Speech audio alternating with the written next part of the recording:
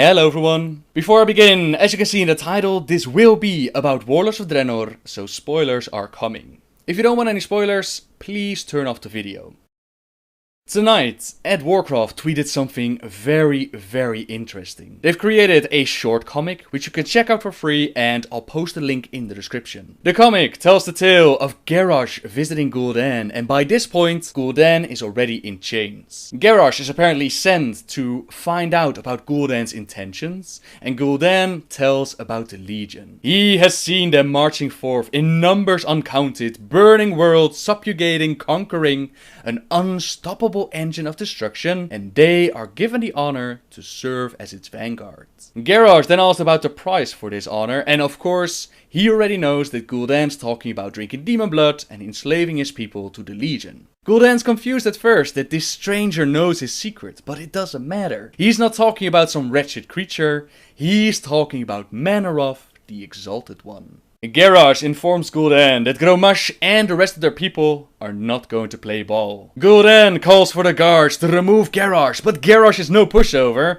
and he easily takes them out. In 3 days' time, Gul'dan had planned to gather his people on the mountain and let them all drink from the blood of Manaroth. But Garrosh has other plans. The orcs will gather and they will stand on that mountain, but they will embrace their true fates with the help and information from Garrosh. This pretty much reveals their basic setup that they already explained during BlizzCon. What if Garrosh changed one small thing, namely the drinking of demon blood? This leads to an uncorrupted horde and is most likely the reason why the Iron Horde embraced Garrosh as their prophets. Grommash, he becomes the overall war chief of the horde, while Garrosh leads the Warsong clan. What I found most interesting is that the events don't line up. The events that we know from our Draenor don't line up with the events on Iron Horde Draenor. In our reality, the drinking of the demon blood was just before the attack on Shafra city. This was the final major city for the orcs to conquer, and it happened after the Battle of Karabor. In this reality, we see that the blood has already been offered. Garrosh used this gathering to form the Iron Horde, and after that they started to build up their forces, enslave Gruul and his kids, build cannons, attack the Draenei, all the things that we dive into. We go in around the time where the orcs haven't even begun their attack on Karabor yet,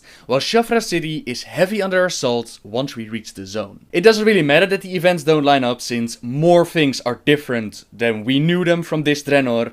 I just thought that it was interesting to now place the pieces of the puzzle as in, okay, what kind of time period are we diving in right now? And it's very hard to pinpoint at what moment we're going in, since it's all over the place. Another thing that I noticed is that in the comic, Gul'dan calls Garrosh a cripple, which could be an act that Garrosh has been holding up, or perhaps Gul'dan just assumed this because of Garrosh's disguise. What you don't see on this cripple are the bandages that we've seen in game. In Warlords, Garrosh is covered in bandages, so I don't know if anything happened in between. Perhaps he had a struggle with Kairos, perhaps he had to duel with his father to take over the Warsong clan, perhaps he just fell and scraped his knee. I don't know where these wounds came from. It could also very well be that they just forgot to add them in the comic, or perhaps they still need to update his model. Who knows? It's a minor detail, but I wonder what the story behind it is. The final thing I want to mention is that we clearly see that Gul'dan is with the Legion. Manaroth has already given Gul'dan blood. You can already see that his eyes are red. He has the green skin of the Warlocks.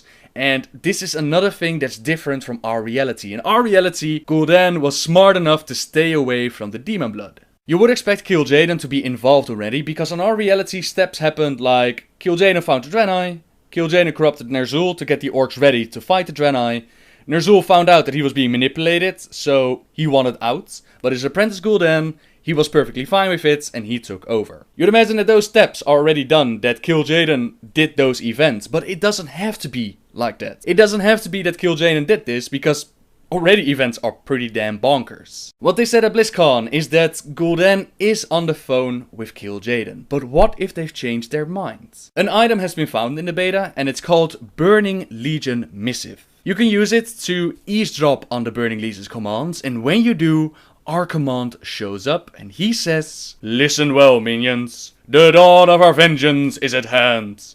After years of searching, we have found them." In our reality, Kil'jaeden was the one obsessed with finding Velen and the Draenei, while our command wasn't really bothered with it. What if they've chosen to flip it around and instead of Kil'jaeden, they've decided to use Archimonde? I already mentioned earlier that using Kil'jaeden as an end boss, in my mind it creates a problem, since we still have our Kil'jaeden to deal with. But, and this is a big but, Archimonde is already dead in our reality.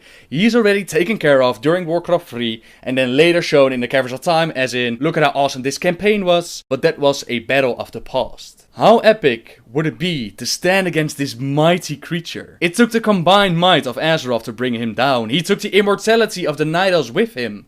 How badass would it be to fight Archimonde again? I personally think that this is a way better solution to using Kil'jaeden, but that just might be me. Hopefully you will enjoy the short comic as much as I have, and I really hope that they're going to make more to explain what Garrosh has done. Thank you very much for watching, everyone. Subscribe if you like my videos, and until next time, guys, see ya! Our bond is iron, our will unbreakable.